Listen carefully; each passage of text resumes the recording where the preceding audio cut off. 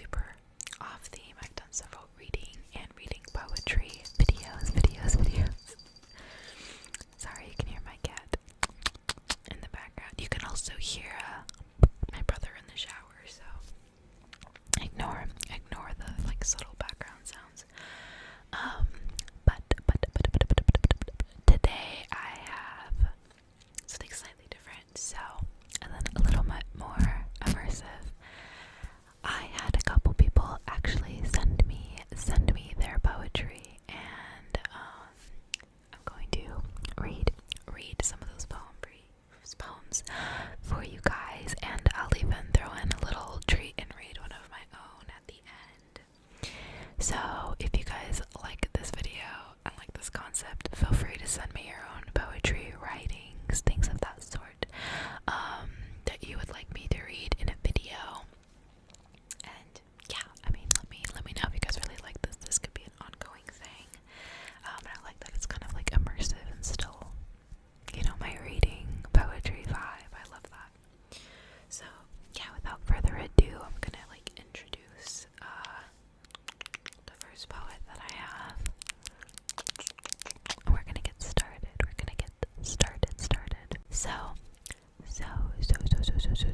the poet who prompted this video, his name is Nicholas Leonard, and he emailed me, saying he's an author. He has 155 sonnets about freedom, soulmates, and why humans are special and deserve to live free.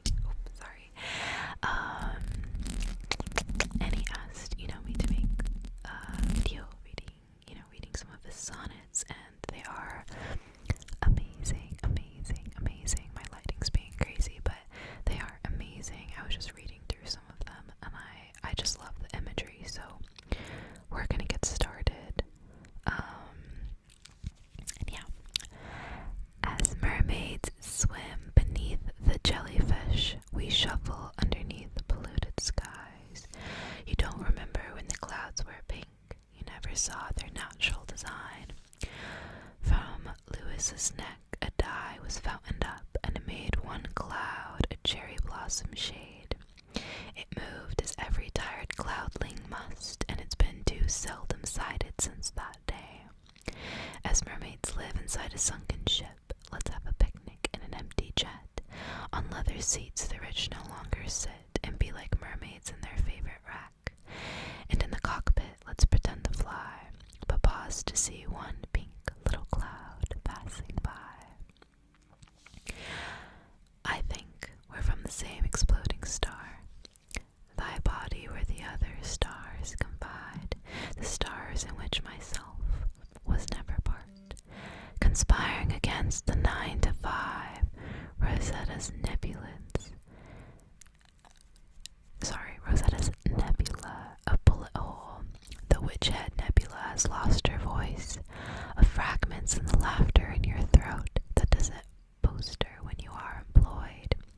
The stars did not explode for you to slave, although you heat the world and got a job. Thy shadowed soulmate on Nile's bank is wondering which nebula you're from. Her open eyes we see, not hear. The witch remembers laughing on the earth for free.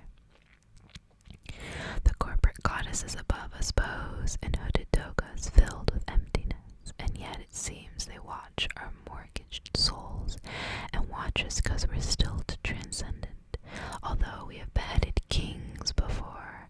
No royal head belongs inside their hoods, or are they empty 'cause we have conformed, and point at us who sold their humanhood, or point at you to name the chosen one, or point at vets who threw their purple hearts, protesting those who sent off to numb, or point at your protest you're scared to start. No matter what, it feels they point to you and make you scared or wonderfully confused. Thy face the moon where fairies once ballet, before we're taught their protons in disguise. Our grades at school contrary to our fate, the fairies lost their balance on the ice. Oh, but thy skating conscience never falls beneath the heavens of thy frontal lobe. That miracle that science can't pronounce, where Harry thought he saw his mother's toe.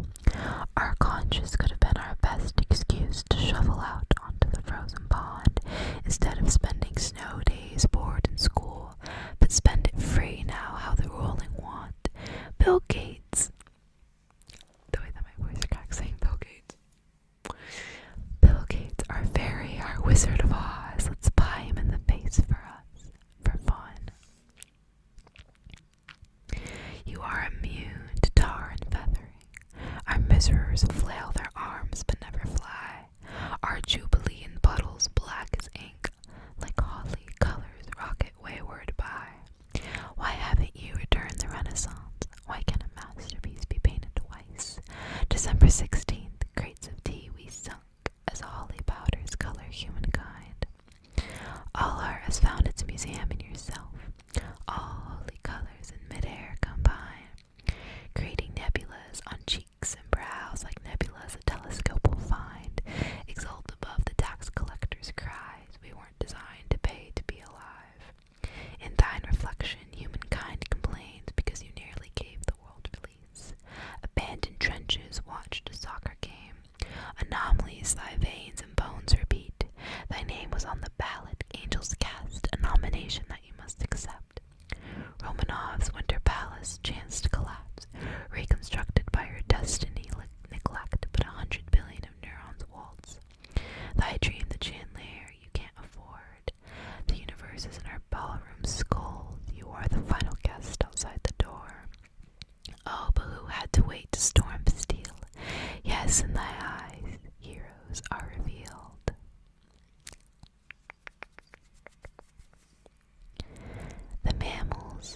The mammoths whine before it went extinct, is what you feel before you go to work.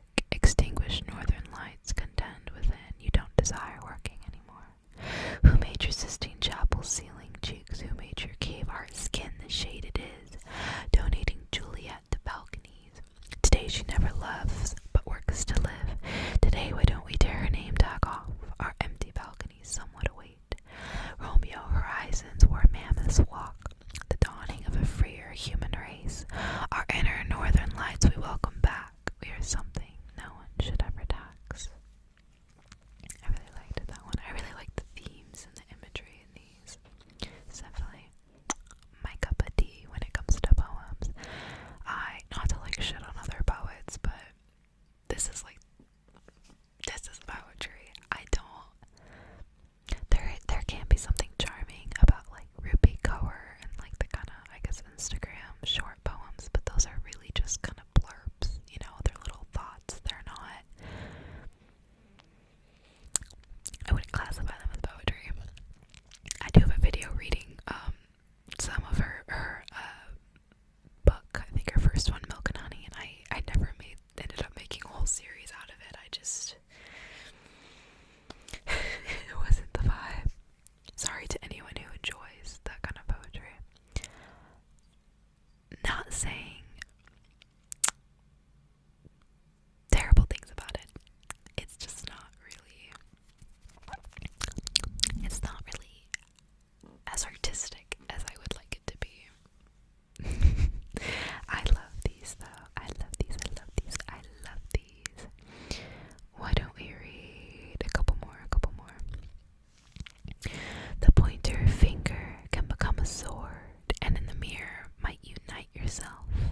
The coiled labyrinths our thumbs preserve. Remember Tristan's knighting by Isolde. Thou art more than someone who has to work. You'd find yourself behind the Pharaoh's mask and wouldn't want to labor anymore. The righteous mount within you gallops back. You're less employee, more a human being who didn't come to earth to pay to live. We have empires falling at our feet and have a better January 6th. Look closely on thy fingers, mini maze. Let's live for free and never live like slaves. We don't exist to pay financial debt. Our lashes are the silk from spider stars. Our neurons start our hearts to lose their breath, a thing in which no tax deserves remark. If only Anne beheaded Henry first, she might have known his castle was her own. The servants of a haunted mansion earth realized their cotton candy cobweb souls. It was you lifting Lewis's severed head. It is you this ends, the slaves can finally pursue their dreams. Now choose freedom instead of some career. Our fingers must remember Lewis's hair. All of human history within you rests, the proof of the bleeding sunlight on your cheek. A lucid dream you wish you never left attempts to stall the setting sun's retreat. The sunset gives its fabled flash of light, the emerald glow that lines the restless dead. It should remind you of the pace of time you dread about tomorrow's shift instead. But if you live, you'll never haunt like them. And if you live, you won't become a ghost. And if you try to live the dreams you've dreamt, then nothing can indent or tax your soul. But if you work until retirement, what kind of dream was that you have dreamt? No one shall buy thee sunken treasure soul, although you squint into the phone you bought. Rapunzel's Psyche turned her hair to gold, too much you wonder why her hair is not. The wealthy think they bought you with their bills, perhaps they did, conformed, you sold yourself. Your selfie's hinting of eclipsed free will, thy face a treasure map you shouldn't sell. Rapunzel's greatest comb, a shard of glass, but are you brave enough to cut your hair, or take your buried treasured spirit back? Depart, escape the 9-to-5 career, in freedom hair becomes a human brown. Our broken mirror combs belong to us now. I love that some of these are inspired by, like, they mentioned some, like, pop culture references. Like, that one was very much, like, Tangled. And I love that. I love using that as, like, a metaphor and, like, making the connections. Alright. With that, we're going to move on to the next poet that I received some poetry from. And for Nathaniel, yes, that was his name. Sorry, no, Nicholas. I feel like such a douche for getting that wrong. I don't know if he has, like, a website or... Oh, yeah. Oh, no, here. He said you can see more of my poetry on Instagram at Nicholas Leonard Book Edits. So make sure to check him out. I was hoping he had, like, something linked, and he did. Alright. Now we're gonna move on to the next one. So the next poems that I'm reading are by Sonia. And she sent these to me over Instagram DM, which you guys can send me your poetry through as well. Or, like Nicholas, you could send them to me through email. Either one works. I think those are the only two really communication things I have for you guys at the moment. So yeah, let's get started with the first poem. If I had to wait an eternity, I would spend the rest of my mortal life vastly yearning, screaming, needing, hunting, the very last vampire in existence. I would beg and plead for him to turn me, becoming a vicious beast I would feed on those who were all more alive than me. Food and drink, no taste nor satisfaction. I all but wonder what is in your mind as you will wither away slowly with time. Growing bad, but growing still I remain. In this dimly lit room I will lose it, but I will never forget what it is to regret, to love, to fight, and to hope. I will suffer by my own hand and mind. All of this for something I cannot feel, a lost memory that is not mine. I will still love you with all my heart, turning into stone as if I were numb. By your deathbed I will rush to, too late. I really liked that one. Here's the next. It seems as though the vines from your seedling have surrounded my entire being. A mossy, graceful statue I become, and I adore every waking moment, watching the sun rise and set around me. You might as well ask heaven what it sees. And with you I feel nothing but peace. And should your vines grow spontaneously and cover my being like a blanket, forever I would sleep unawakened. The same rain that gives you life erodes me, but I know that I will live forever, forever young and forever loving. For you, being immortal is no curse. For you, I'd watch the blazing sun explode.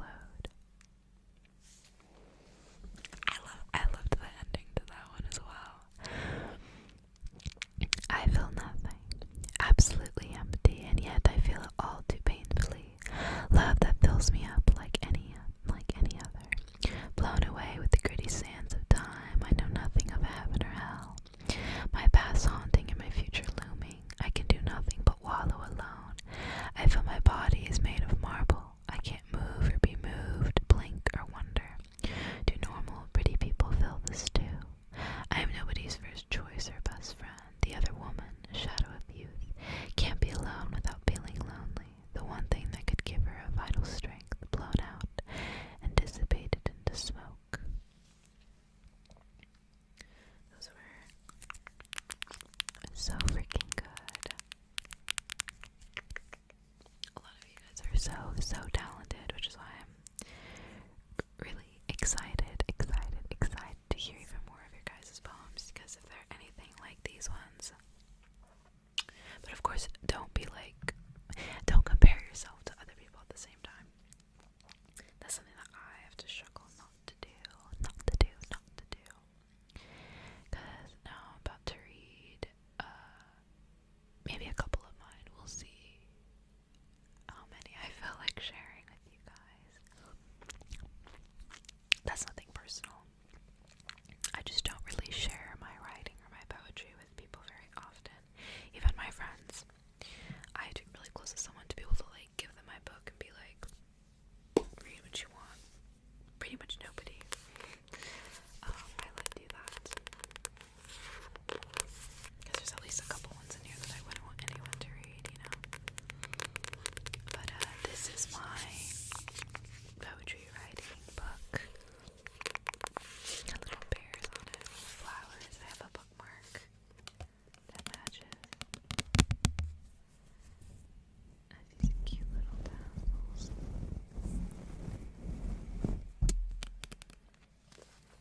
That bookmark is really bookmarking anything. But let's see.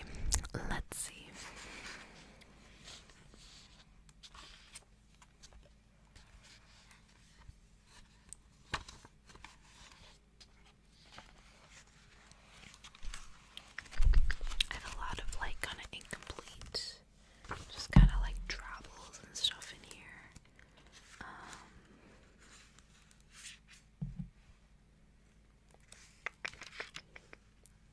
Some of these are also really old, like I wrote back when I was in like middle school. I had written them in like a different book originally, and then I just like rewrote stuff and transferred it in here so I could get rid of like my old notebooks and stuff. And I was like, I have enough space to write new things as well.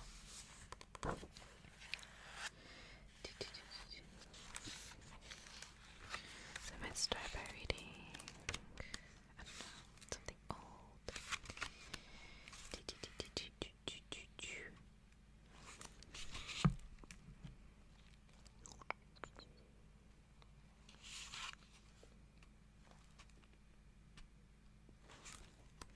It's so funny reading like old things that I'd written and being like, oh my god.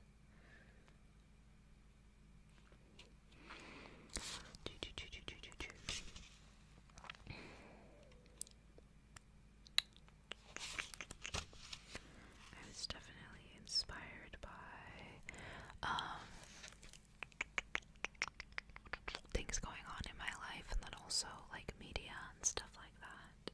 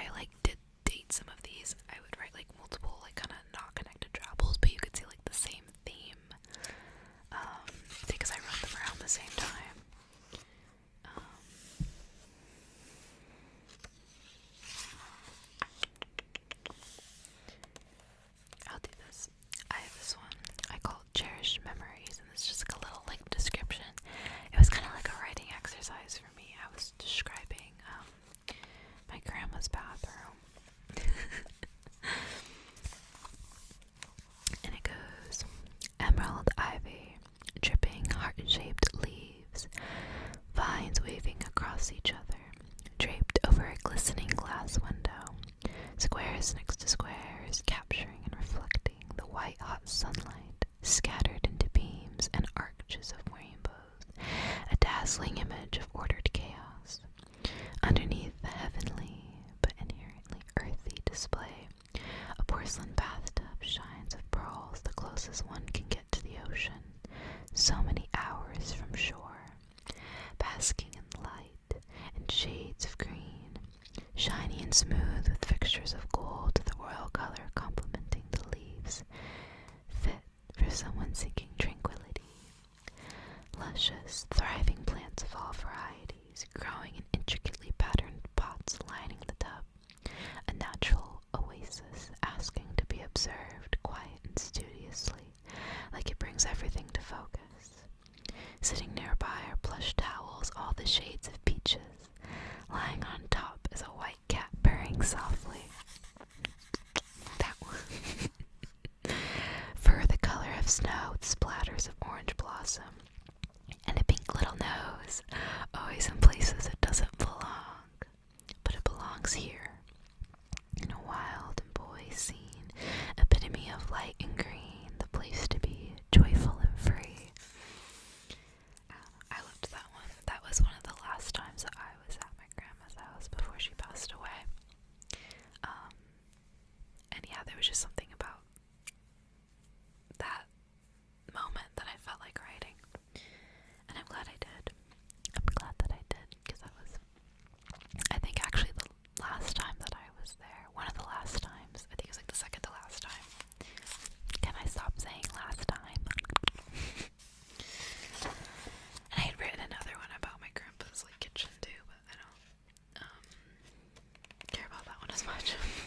I didn't like go as in depth. Fix the lighting. Fix yourself.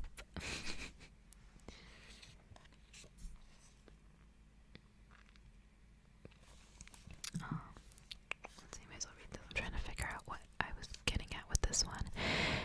You know, it's not as serious as you like to make it out to be. You'll be free in a few years' time, but by then, will you even want to be? Maybe you'll have grown enough to see the reason why this is the way it has to be. At least I hope you will, or else you wasted everything for me. Oh wait, no, now I know what this is referencing. I was like, but I could see the date, and now I know who I was talking about. Let's see.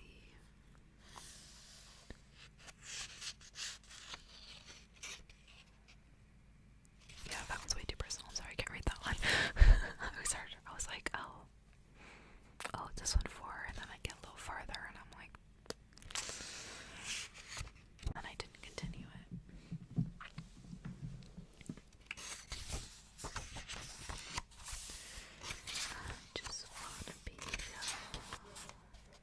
I wanna be your vacuum cleaner. Breathe in your tongue. Sorry. It's giving Arctic Monkeys. Let's see. Do I have a more recent one? We'll do this one last one, because these are all recent that I wrote like a month or so ago.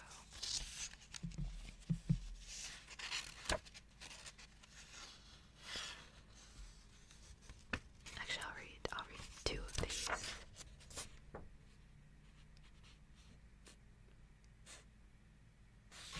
Yeah, because I think the other ones I still need to finish. I don't know what's worse, the way I feel around you or the way I feel when you're not around. I can't tell if I prefer it the way I was when I was desperate to feel the way I do now. I catch myself thinking about you and what you would say, how you would feel, what face you would make if you were by my side. I think I'd experience the world by looking in your eyes, and you would become the rest of my life, mi vida. That terrifies me. Who gave you the right to have that power over me, to make or break my existence? No one else has seeped into my daydreams and nightmares quite like you have. Like always, I wonder what you would think if you knew this.